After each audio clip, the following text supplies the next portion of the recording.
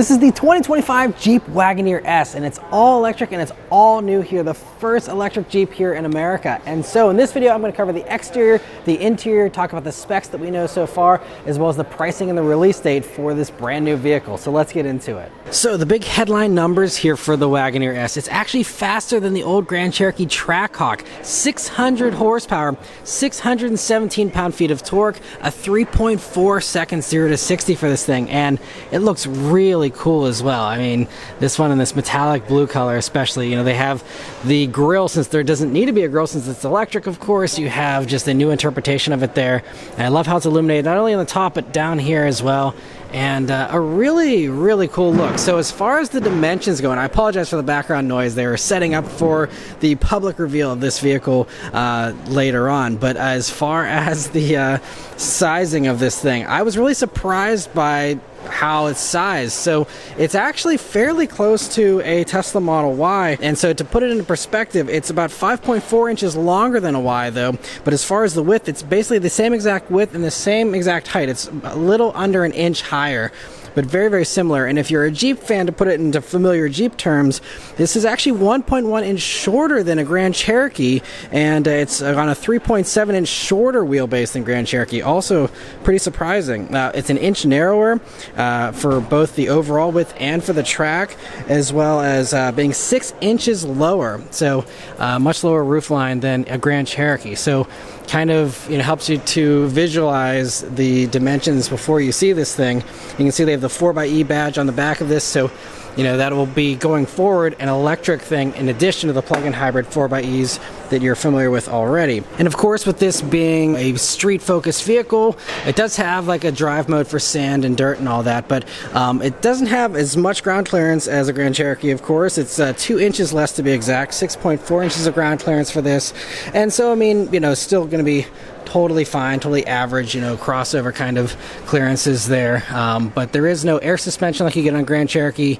It's currently passive dampers from what I have been told so far. But one thing that is kind of impressive is the coefficient of drag is 0.29. So it'll be very slippery, and that's how it enables this thing to have over 300 miles of range, they say. They haven't said specifically exactly how much range, but it'll be over 300, which is certainly a good starting point.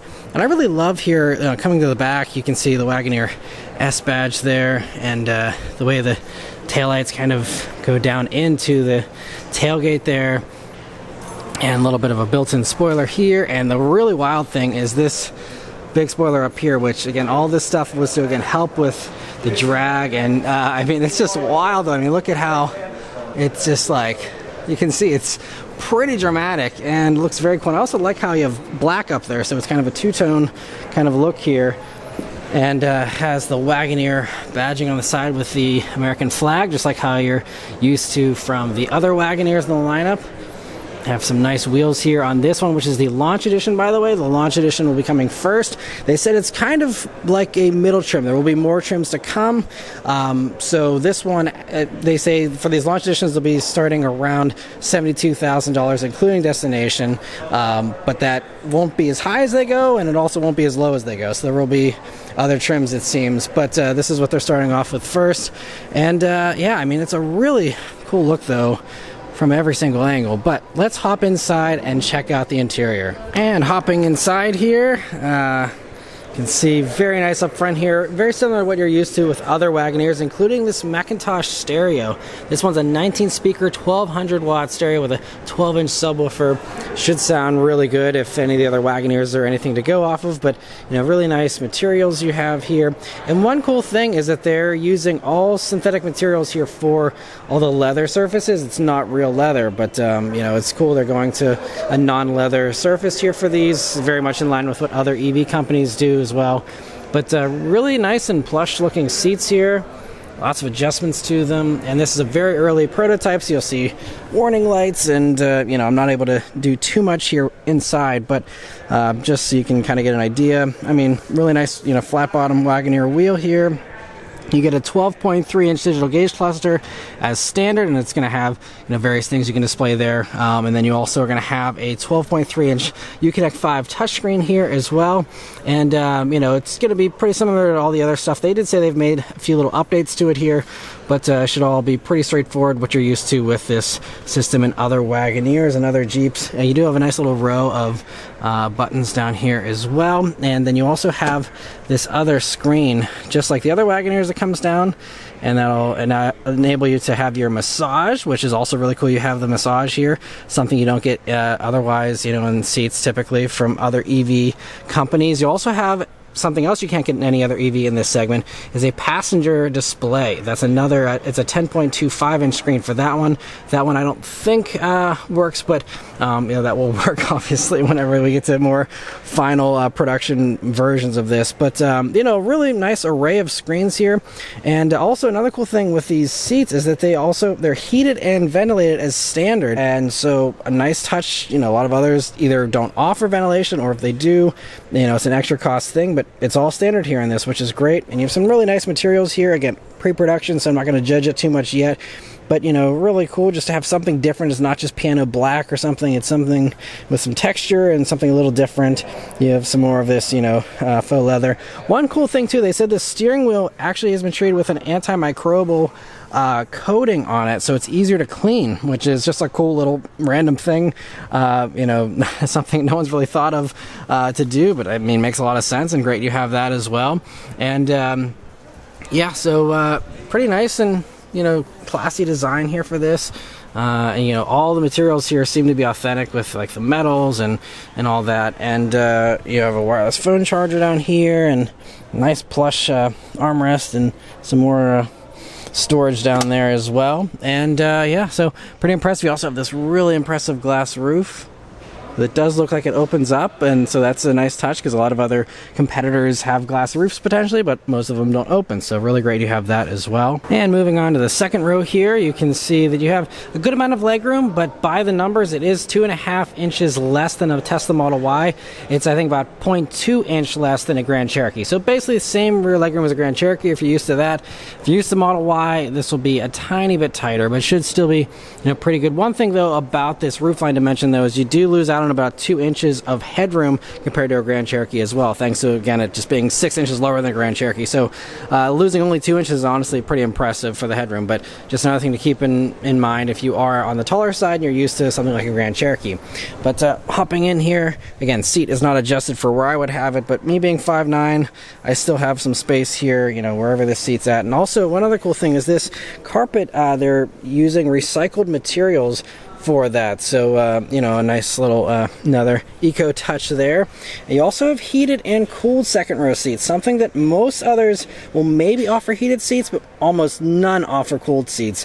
So that is going to be a really nice high-end touch as well, in addition to having all your plugs back there and all that. And here's another look at this dashboard, and very, very nice. Again, very familiar if you're used to other Wagoneers, but still very nice nonetheless. And it'll be great to see again this many screens, and having also Apple CarPlay, Android Auto, something that many of the other competitors don't offer, by the way. That is all in the Uconnect 5 system here, so great you have all that. I think it's going to really help us to stand out from the competitors. You also are going to have 64 color ambient lighting, and so you can see that here in the back, especially where it's a little darker, but you can even see the ropes going across the front there as well. And so at night this should really be classy and give you the kind of cool lounge kind of vibe. The last thing to check out here is the cargo area, which has 30.6 cubic feet of space, which is about 0.4 more than a Model Y, so a tiny bit more than a Model Y. But as far as compared to a Grand Cherokee, it's about 7.1 cubic feet less. So going to be a little bit less, but I mean still, for the average, mid-size SUV, I'd say this is right in line with what you expect from most of those. And you do supposedly have a little extra cargo space up front as well, so let's check that out. So the front trunk is, not very big, but you can fit your charging cable in there, a couple of things, not quite as big as what you get again with the Tesla or something like that, but it is more than some other vehicles in this segment which don't offer anything at all. So nice to have at least a little bit of extra bonus space here. And lastly, let's talk about some of the battery specs here and my final thoughts. So this is on a 400 volt architecture, which means it doesn't charge quite as fast as some of the top stuff coming from Stellantis with their EVs in the future, but you have a 100 kilowatt hour battery pack, which is a nice large pack. Like I said, over 300 miles of range, although we will have to wait for a final range figure. But they're saying as far far as the charging speeds goes, we don't have an exact number for the peak charge rate, but they do say that a 20% to 80% charge takes 23 minutes. Most manufacturers quote a 10% to 80% time, and some of the best stuff out there does even 10% to 80% in less time than this does, from 20 to 80. So not going to be the fastest charging, should probably be average charging, based on those numbers we know so far. One nice thing is they did say that they're going to be including a level 2 charger with this, or a bunch of charge credits if you want to do public charging instead, but it's nice that they do include that. And other things here, it's on the STLA large platform, and so that means you're going to have, according to them, torsional stiffness that's 35% better compared to a traditional mid-size segment Jeep SUV, and they say that'll also help with the having better ride, handling, response, all that. They also say it will tow 3,400 pounds, which is nice because some EVs aren't rated to tow, so it's great that you can do that.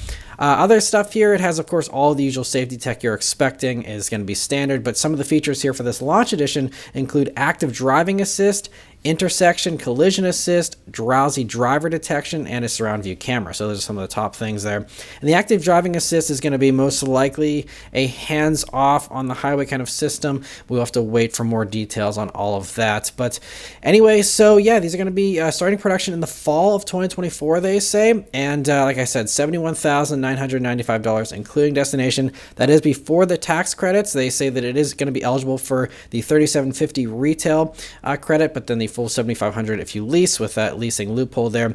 And they also mentioned in the press release that they're going to be offering this in other markets around the world later as well. So if you're someone outside of the US or North America here, it sounds like you might have a chance at getting it as well, depending on where you live. But overall, I think the Wagoneer S is really cool, very impressive, especially when you look at it from a performance standpoint, when you look at it as a Jeep Trackhawk kind of successor in a way. It's going to be very, very cool, and I'm looking forward to seeing, what some lower price, potentially slower versions of this for the average person that doesn't need 600 horsepower. I'm excited to see, where those come in at. Hopefully that will make this more competitive pricing wise, because even as it sits right now at $72,000, that puts it comfortably $10,000 more expensive than a Model Y Performance, which does basically identical specs, even though this has a slight edge, by a millisecond or whatever. But, it's a price premium. This is really priced like the luxury competitors. Wagoneer Jeep has been pushing as a more premium thing, and you're paying premium prices here for the Wagoneer S, at least right now. Hopefully, again, the pricing comes down eventually. But in the meantime, though, it's a very cool vehicle, and for someone who wants to stand out, that, wants something that is from an American company here, but wants the Apple CarPlay, since GM isn't offering that anymore, and neither is Tesla. There are some definite niches where this will resonate with certain people and, find some buyers, I think. But I think, again, the price is going to be the one hurdle of this vehicle. But I'm looking forward to driving this vehicle later this year, seeing how it compares to the others out there, and hearing more about the other versions of this down the road. But anyway, that's all of my thoughts here on the Wagoneer S. Let me know your thoughts on it in the comments below. Huge thanks to Jeep for providing me here with this opportunity. And thank you all very much for watching. I'll see you guys on the next one. Take care.